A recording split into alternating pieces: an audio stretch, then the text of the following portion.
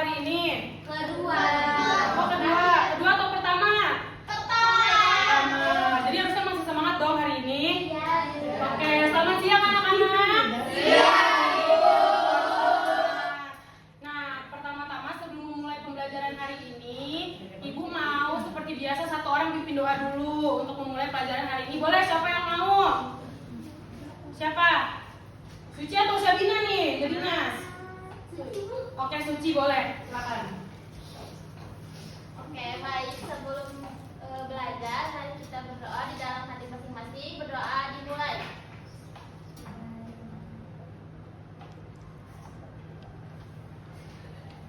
Berdoa selesai. Beri salam. Assalamualaikum warahmatullahi wabarakatuh. Waalaikumsalam warahmatullahi wabarakatuh. Oke, sebelum mulai Ibu mau cek presensi kehadiran hari ini dulu ya. Sebentar. Dinda Aulia, Hadir, Bu.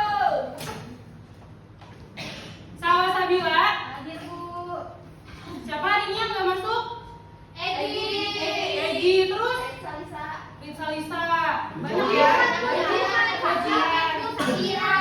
Nanti boleh ketua kelas untuk list yang nggak masuk dikirim ke Ibu ya, soalnya takut salah. Hari ini lumayan banyak itu yang nggak masuk. Oke. Apakah sudah siap untuk memulai pembelajaran hari ini? Kalian mau langsung belajar atau mau main dulu? Mau main apa nih hari ini? Jadi karena materi hari ini itu mengenai literasi finansial, Ibu mau kalian bermain tebak logo mengenai logo-logo yang berhubungan dengan keuangan atau finansial. Siap? Ibu mulai ya.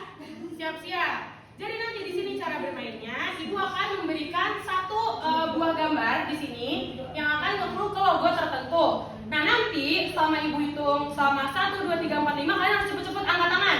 Siap, Bu. Nanti satu orang harus menjawab dengan benar. Nanti yang benar akan dapat hadiah dari Ibu. Oke, mari kita mulai. Apakah kamu siap? Siap ya? Oke, logo yang pertama. Jangan ada yang angkat tangan dulu. Jangan ada yang angkat tangan dulu ya. Ibu kasih waktu. Kalau yang angkat tangan dulu nanti didiskualifikasi loh.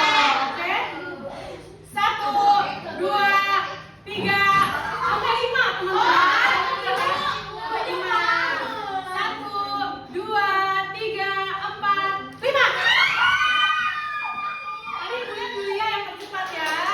Oke, Yulia tebak apa? Logo apa ini? Kita lihat apakah benar atau tidak ya.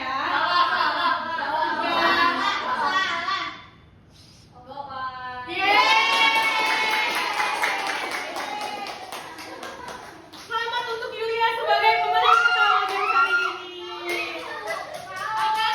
Pokoknya cepet ya.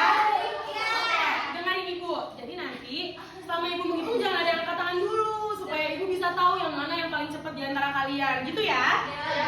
Oke. Iya, nanti gituin Suci ya. Oke. Selanjutnya. Dewi jangan dulu ya. Nanti kalau udah baru angkat tangan. Oke? Gambar kedua.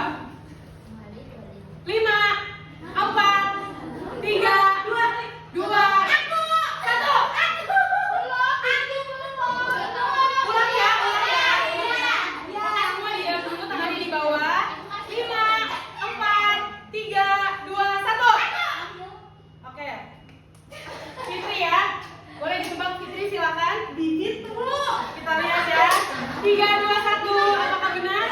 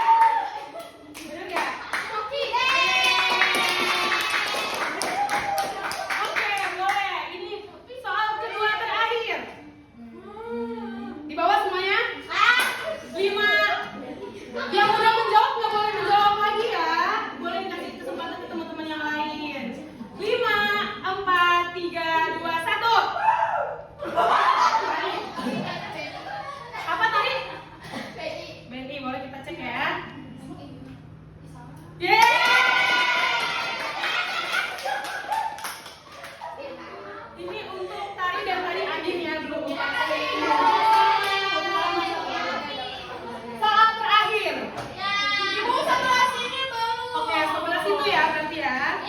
Makan air ya. Oke.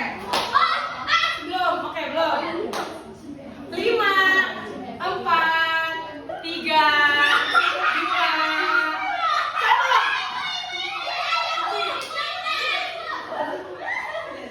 Ibunya tadi menguji ya, udah gini-gini duluan. Oke. Apa? Setuju jawabannya? Bukan. Salah.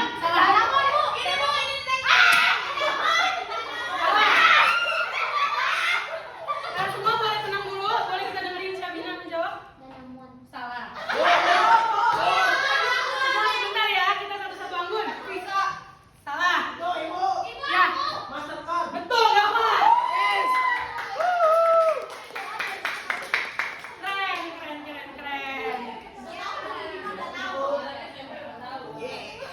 Jadi tadi semua logo-logo yang Ibu kasih itu semuanya berhubungan dengan materi kita hari ini, yaitu mengenai literasi finansial. Jadi gimana, udah semangat untuk belajar materi hari ini? Ya, mari kita mulai. Jadi literasi finansial ini merupakan materi kelas 9, yaitu kelas kalian kelas 9D. Dan ini ada di tema 2, yaitu merupakan perkembangan ekonomi digital. Seperti itu. Oke, yang pertama, apa itu literasi finansial? Di sini Ibu mau bertanya dulu. Kalau Ibu sebut literasi, apa hal pertama yang muncul di otak kalian? Membaca. Setelah membaca? Mengetahui. Oke, semua yang kalian sebutin itu benar. Tapi literasi itu tidak sesederhana hanya membaca, menulis, ataupun mengetahui. Jadi literasi itu sebenarnya adalah kemampuan dari seseorang untuk mengelola informasi terhadap sesuatu informasi yang berguna gitu untuk kehidupan sehari-hari dari manusia itu sendiri. Nah, kalau finansial, tadi udah Ibu kasih spoiler di awal ya games kita. Jadi finansial itu sebenarnya apa sih kalau menurut kalian? Pemasukan, betul. Apalagi? Uang, duit ya, betul Syabina, betul. Jadi finansial itu ya seperti namanya finansial, yaitu adalah keuangan. Jadi literasi finansial adalah kemampuan dalam memahami dan menerapkan pengetahuan mengenai pengelolaan keuangan bagi kehidupan sehari-hari. Jadi anak sosial kalian, anak SMP pun perlu gitu mempelajari mengenai literasi finansial ini, karena tujuan pembelajaran dari literasi finansial ini supaya nanti di kemudian hari kalian bisa mengelola keuangan kalian dengan baik. Jadi kalian tuh bisa memposisikan gitu gimana uang kalian itu akan dikelola ataupun dikeluarkan, seperti itu. Selanjutnya, mengapa literasi finansial itu penting? Kalian ada yang tahu nggak kenapa literasi finansial itu penting? Biar nggak boros, benar. Jadi sebenarnya literasi finansial itu diperlukan untuk memastikan seseorang agar dapat menggunakan uang serta kekayaan yang mereka miliki itu secara bijak. Karena dilansir dari Bank Nasional tahun 2015, di Indonesia itu kemampuan literasi finansialnya itu masih rendah dibandingkan dengan negara-negara tetangga kita seperti Singapura, Malaysia. Indonesia tuh masih ada di bawah garis literasi finansial gitu. Jadi di tengah kemajuan industri dan juga sosial media yang begitu cepat dan pesat, pasti di sini kalian itu lumayan gampang untuk menghamburkan uang karena akses yang diberikan itu juga mudah untuk membeli barang ataupun melihat peluang untuk meng-spend uang kalian gitu. Jadi ketiadaan literasi finansial ini bisa menjebak seseorang ke gaya hidup konsumtif. Ada yang tahu gaya hidup konsumtif itu apa? Berlebihan. Jadi supaya kita tidak bergaya hidup fancy ya. Jadi supaya kita tidak menjurus ke gaya hidup konsumtif, kita itu harus menerapkan literasi finansial dalam kehidupan sehari-hari kita. Dan juga banyak banget sebenarnya di Indonesia itu masih banyak misalnya orang-orang yang sudah dewasa, sudah bekerja, tapi mereka belum memiliki kemampuan untuk literasi finansial. Karena misalnya di tengah bulan nih, gajinya tiba-tiba sudah habis, padahal seharusnya itu bisa dikelola sampai akhir bulan, seperti itu. Selanjutnya kita masuk ke cakupan kemampuan dari literasi finansial. Di sini ada 6 cakupan. Sebelum itu, Ibu mau bertanya, apakah kalian semua di sini mendapatkan uang jajan dari orang tuanya? Dapatnya gimana? Ada yang harian atau mingguan bahkan bulanan? Ada yang mingguan? Oh, mingguan, keren. Yang harian siapa tadi? Adit boleh diceritakan bagaimana itu memberikan uang secara harian dari orang tuanya? Biasanya saya dikasih uang sama Bagus. Berarti Adin sudah menerapkan kemampuan dari literasi finansial. Kalau yang mingguan tadi siapa? Saya, Pak. Coba bagaimana mengelolanya untuk yang mingguan? Saya itu biasanya dikasih mama saya, ibu, seminggu itu kadang 150. Bagaimana Dek Dewi mengelola uang tersebut? Biasanya aku tuh sehari jadinya 20, ibu, jadi sisanya aku tabung. Tapi kalau misalkan 20 itu aku gak jadi, aku tabung juga buat check out. Apa keren, yang penting bisa menerapkan kemampuan dari literasi finansial. Di sini yang pertama adalah mengenali pemasukan atau earning. Nah, pemasukan sendiri adalah uang yang kita dapatkan.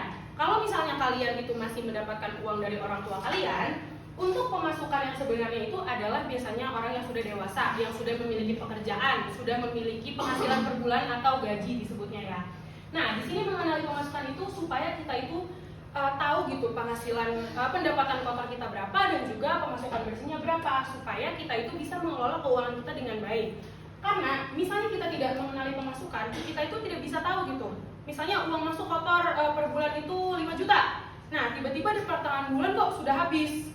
Padahal kalau misalnya kita bisa mengenali pemasukan kita, biasanya kalau orang tua kalian itu sudah memiliki yang namanya asuransi ataupun cicilan, di mana uang penghasilan bulanan atau gajinya itu biasanya langsung dipotong oleh bank yang terkait. Makanya biasanya yang masuk uangnya itu adalah pemasukan bersih yang sudah dipotong untuk asuransi ataupun cicilan-cicilan yang ditanggung oleh orang tua kalian. Mengerti mengenali pemasukan? Mengerti. Oke, bagus. Setelah kita sudah bisa mengenali pemasukan harian kita atau bulanan, kita masuk ke mengelola pengeluaran ataupun di sini disebutnya itu adalah spending. Nah, di sini mengelola pengeluaran itu yang sudah tadi Ibu sebutkan supaya kita itu tidak berlangsung ke gaya hidup konsumtif. Dimana sebenarnya kunci dari mengelola pengeluaran ini adalah kita harus tahu dulu skala prioritas kebutuhan kita. Dimana kebutuhan itu ada 3, apa aja?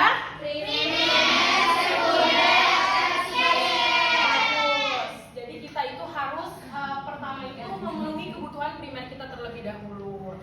Ketika kita sudah memenuhi kebutuhan primer kita, baru kita bisa menjurus ke kebutuhan sekunder ataupun tersier ataupun hal-hal yang memang kita senangi gitu untuk sehari-harinya. Di sini cara mengelola pengeluaran itu juga bisa dilakukan dengan cara membuat anggaran belanja atau anggaran bulanan supaya kalian itu tahu masuk uangnya berapa, terus keluarnya berapa, dan apakah ada sisanya dari uang bulanan tersebut. Mengerti mengenai mengelola pengeluaran? Mengerti. Bisa ya menerapkan mengelola pengeluaran nanti ketika sudah dewasa. Selanjutnya kita masuk ke merancang tabungan. Ini tadi sudah disebutkan oleh teman kalian. Tadi Neng Dewi menyebutkan bahwa Neng Dewi menabung uang mingguan ya dari orang tuanya. Ya, Bu, betul. Bagus. Dan juga tadi Adin bercerita bahwa uang harian pun tetap bisa ditabung. Bisa. Nah, itu berarti teman kalian sudah melakukan kemampuan dari literasi finansial. Jadi merancang tabungan di sini adalah, misalnya nih, tadi kalian kan sudah mengenali pemasukan kalian, yang mana pemasukan kotor, mana pemasukan bersih. Setelah itu masuk ke mengelola pengeluaran. Setelah kalian sudah mengeluarkan uang kalian untuk kebutuhan kalian, akan ada sisa dari uang tersebut. Iya, waalaikumsalam. Ini masuk, Ibu. Boleh masuk, dari mana? Dari air, Bu. Oh, dari air. Dari Boleh, air, boleh. ya. Iya, silakan langsung duduk aja ya. Iya, sama-sama langsung duduk aja. Oke, Ibu lanjutin ya. Jadi di merancang tabungan itu adalah sisa dari uang kalian yang ada di dari hasil sisa pengeluaran kalian. Misalnya nih, tadi Adin sisanya berapa? 5.000. Ya. Nah, itu adalah uang yang Adin sisa dari pengeluaran kebutuhan Adin. Misalnya, Adin naik apa ke sekolah? Jalan kaki, Bu. Jalan kaki ataupun mungkin naik angkutan umum kan ya. Ya. Jadi kan naik transportasi umum itu merupakan kebutuhan utama yang harus Adin selesaikan setiap harinya. Misalnya membayar ongkos itu 5.000. Terus di sekolah misalnya jajan 5.000. Nah, ada sisanya 5.000. Nah, 5.000 ini yang bisa kita masukkan dalam merancang tabungan. Nah, kalau misalnya Ibu sebutin tabungan, kalian itu tahunya tabungan dalam bentuk apa? Terus celengan. Iya, rekening bagus. Jadi sebenarnya tabungannya itu tidak, kalau kalian mungkin tahunya hanya menabung di bank atau di celengan, tapi sebenarnya tidak sesederhana itu. Jadi tabungan itu bisa dalam bentuk emas ataupun logam mulia. Mungkin orang tuanya di sini ada yang beberapa melakukan tabungan emas atau logam mulia. Ada itu selain dari rancangan tabungan ada juga misalnya investasi. Nah, investasi barang itu masuk ke dalam salah satu cakupan dari rancangan tabungan. Mengerti? Siap menabung semuanya? Siap. Bagus. Selanjutnya kita masuk ke merancang alokasi berbagi ataupun sharing. Nah, di merancang alokasi berbagi atau sharing ini adalah sisa nih, benar-benar sisa dari uang kalian yang sudah ada gitu sehari-hari. Misalnya dari tadi mengenai pemasukan, terus sudah dikeluarkan lewat kebutuhan-kebutuhan kalian, sisanya sudah ditabung, tapi tetap harus ada hal yang kalian bayarkan nih untuk uang negara. Apa hal yang wajib dibayarkan kepada negara? Betul. Apakah kalian sudah membayar pajak? Sudah atau belum? Membayar pajak apa? Kalau kita makan kan kita kena pajak kadang di restoran. Apa namanya? PPN. Betul, tepuk tangan untuk Mbak Dewi. Jadi sebenarnya kalian itu sudah membayar pajak, di mana kalian itu sudah masuk ke dalam cakupan merancang alokasi berbagi untuk bagian finansial kalian. Tapi untuk lebih lengkapnya lagi, kalau misalnya kalian sudah dewasa, sudah bekerja, nanti harus ada pajak yang kalian harus bayarkan kepada negara. Misalnya nanti kalian punya kendaraan, nah itu kalian harus bayar misalnya pajak bermotor ataupun pajak mobil, juga pajak bangunan kalian.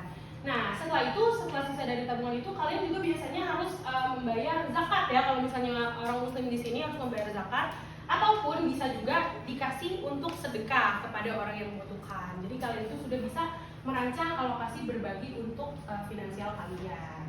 Selanjutnya adalah memiliki pemahaman tentang transaksi ekonomi dan juga praktiknya. Sebenarnya di sini adalah dasar gitu. Sebelum kalian melakukan ini semua, yang nomor 5 ini adalah dasar, dimana ini sudah pernah dijelaskan di materi semester 7 mengenai distribusi, konsumsi dan juga produksi. Jadi sebenarnya ini tuh hal dasar mengenai finansial ataupun keuangan. Dan juga ini adalah merupakan yang tadi Ibu sudah sebutkan mengenai kebutuhan primer, sekunder ataupun tersier. Jadi itu adalah hal-hal yang masuk ke nomor 5. Setelah itu yang terakhir ada mengenali praktik tindak kejahatan finansial. Ibu mau bertanya dulu, siapa yang di sini sudah pernah kena modus penipuan? Saya, Bu. Saya pernah. Selain Suci ada? Pernah, Bu. Oke, Suci boleh diceritain pernah kena modus penipuan jenis apa tuh? Jadi waktu itu, Bu, jadi saya tuh ada chat WA katanya bakal dapet Shopee Pay. Chat WA dapet Shopee Pay. Tapi katanya syaratnya tuh kalau misalkan ada kode OTP masuk ke WA saya harus langsung dikirim ke si yang mau ngasihnya. Tapi untungnya saya kasih tahu dulu ke mama saya. Ternyata itu penipuan. Bagus, berarti mamanya Suci sudah menerapkan cakupan kemampuan literasi finansial. Keren. Nah, jadi sebenarnya di tindak kejahatan finansial ini dibagi menjadi 3, yaitu scam, phishing dan juga carding. Nah, yang pertama itu adalah scam. Scam ini adalah sebenarnya contoh nyata yang paling sering terjadi. Misalnya nih, kalian udah pernah sering belanja online kan? Belanja online di mana biasanya? Shopee, TikTok. Nah, biasanya kalau misalnya Shopee dan TikTok itu adalah memang aplikasi yang sudah terverifikasi ataupun sudah resmi. Jadi peluang untuk kalian terkena kejahatan finansial itu lebih sedikit dibandingkan jika kalian membeli barang dari sesuatu yang belum resmi. Misalnya kalian lewat Instagram nih, lewat DM Instagram, itu biasanya belum resmi dan bisa merujuk ke modus penipuan yang bisa disebut scam tadi, seperti itu. Terus yang kedua adalah phishing.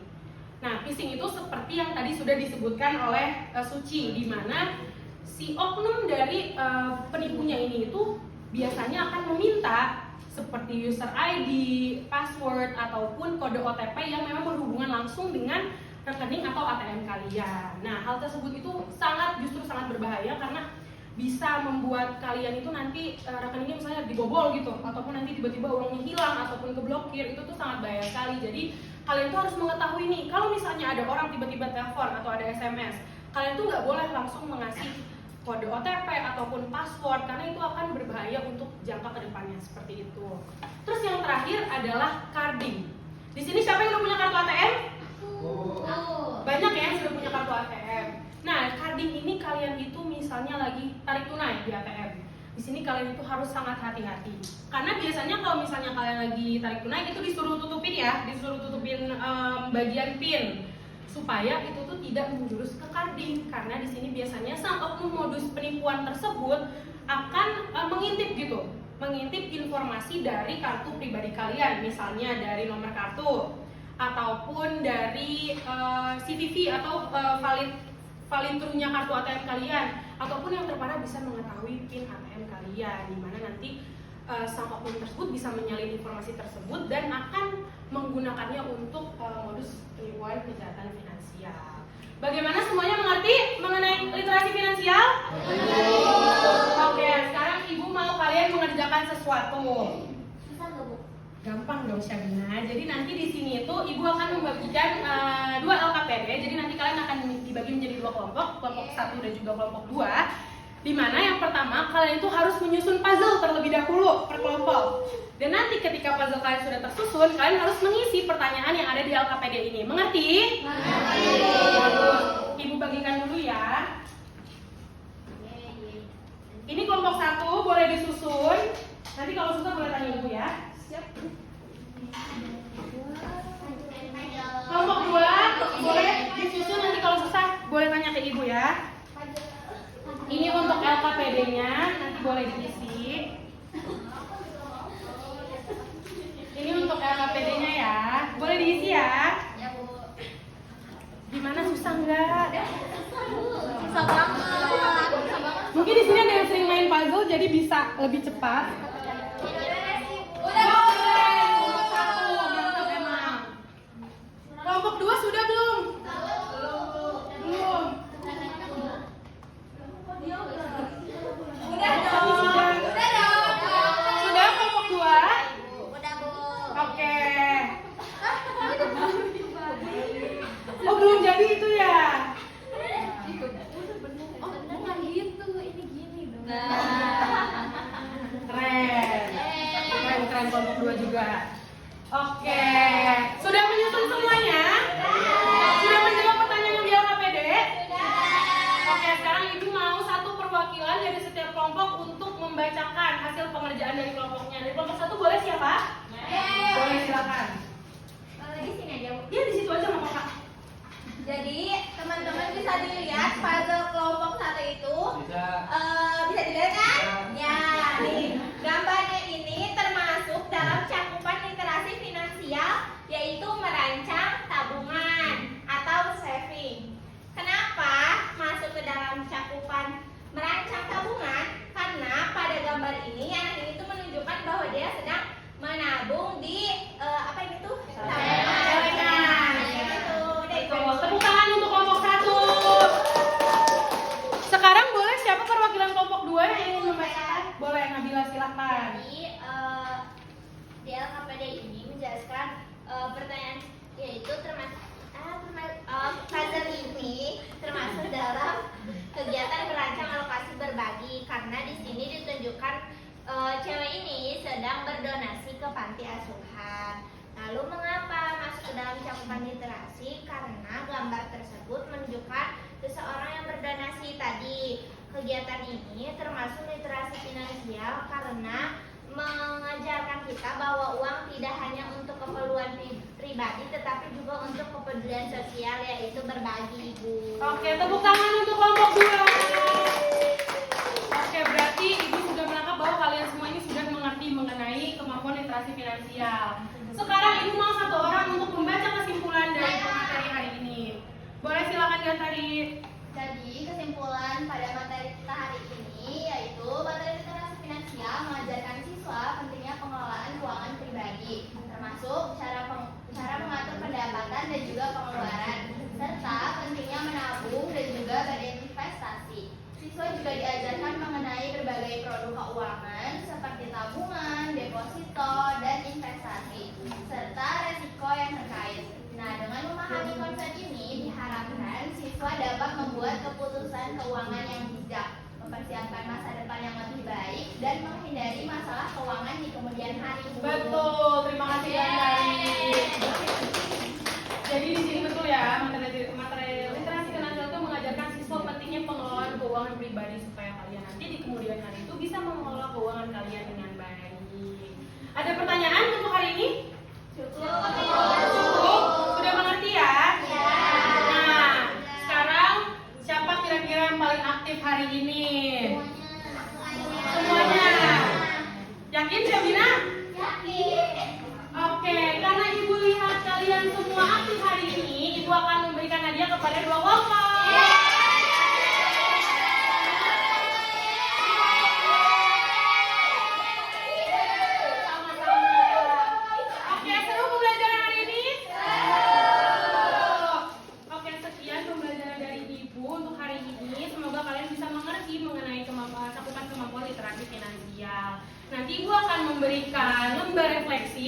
grup WhatsApp kalian dalam bentuk form. Nanti kalian bisa mengisi ya refleksi untuk pembelajaran ini, apa yang kurang dari ibu ataupun apa yang mau kalian ulang lagi di mata pelajaran berikutnya. Mengerti? Oke, Bu. Sekarang satu orang boleh pimpin doa sebelum pulang. Siapa yang mau? Reno boleh, silahkan. Baik, mohon perhatiannya anak-anak.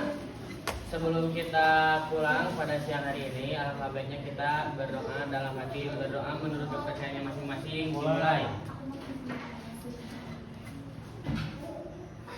Berdoa selesai. Beri salam.